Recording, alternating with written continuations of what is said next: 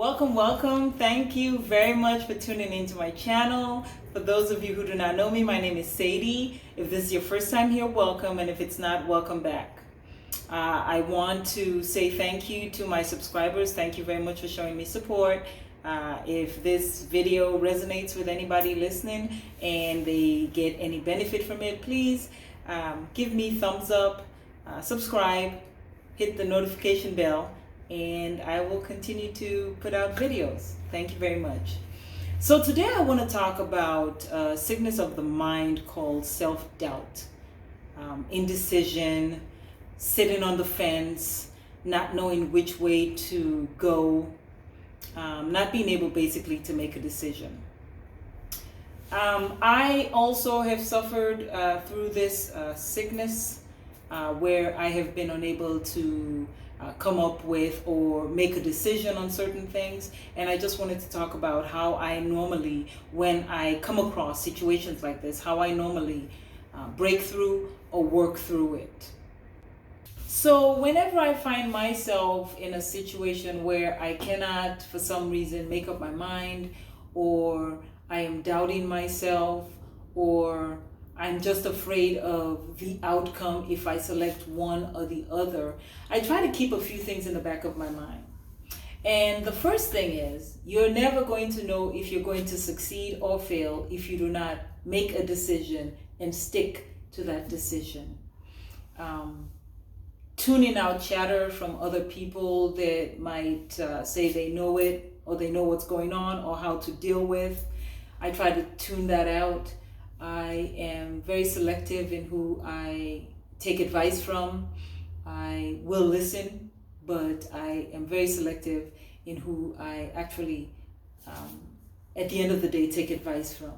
Because it's really sad to say, but not everybody wants you to succeed. Not everybody is in your corner, despite how they might express themselves or come across. And one has to have that spirit of discernment to know who they're going to listen to and who they're not. What I've noticed is that people who have the least going on generally want to give the most advice. You don't find people that have things going on and are busy just having idle time to tell you and give you advice. So I'm very selective in who I take advice from. Another thing that I try to work on is, once I've made a decision, I try to have a plan as to how I'm going to approach it. Example here is, a person's going to say, let's say a person makes a decision, I want to lose weight. Well, that's fine and dandy, but if you're sitting on the couch every night watching TV and stuffing your face with donuts, I love donuts, I'm not donut shaming anybody, but if you're sitting on the couch stuffing your face with donuts and refuse to exercise, then no matter how much of a decision you've made to lose weight, it's not going to happen. And as I said, I love donuts too, but first thing in the morning, I'm running my 4 or 5 miles. So you can make a decision that you want to be healthy, but if you're not taking the steps and you do not have a plan, you are probably not going to end up being successful at your choice. Another example, a person says they want to open a business. Okay, you want to open a business. You can't just say, I want to open a business. You know, you have to have a plan. What am I gonna name the business? Where am I gonna house the business?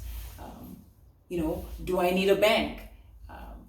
Where am I going to open a bank account? You gotta have a plan of some sort, because with no plan, you're just setting yourself up for failure. And sometimes taking that first step is the hardest, but once you take that step, everything else is smooth sailing. I remember when I first opened my office, right before I opened my office, I was really afraid. I did not know if I was going to be able to make it, if I was going to be able to get enough clients. I recall back then I thought to myself, well, Sadie, as long as you can make enough to pay your apartment rent and enough to pay whatever or wherever you select as your office, you make enough to pay your office rent, you should be fine. So when I went about getting an office, I actually had a small office within another lawyer's office just to make sure that I could pay the rent. And I think my office rent was maybe $200 or $300 a month, and I thought I was doing things. But that was what I needed to do. I could have gone and gotten a job, but I knew that I had made a decision to be on my own, and I did not think that there would be an office out there that would pay me what I thought I was worth. So to the young ladies and gentlemen out there, I say, we can do better. Get motivated. Let's get off that fence. Stop doubting ourselves. You can do it. If I can do it, you can do it. Find that mentor that's going to be there to give you the advice that you need. Make sure it's someone that's in the field that you see yourself in the future. And listen to the advice they give. Follow through on the advice that you get from them. You know, that first step of just making the decision. Today's the day. I'm going to wake up and I am going to do X, Y, and Z. And I'm going to make a plan, and this is how I'm going to get about doing this. Have this in the back of your mind. Let this be what you wake up to every morning, and you will be in the place that you want to see yourself. Thank you so very much for tuning in. Thank you for, in advance, subscribing to my channel. Thank you very much for giving me thumbs up and turning on the notification bell. From time to time, I will upload videos, and if you hit the notification bell, you will be able to receive them. Thank you so very much for tuning in. I hope you have a wonderful rest of your day. This is Sadie.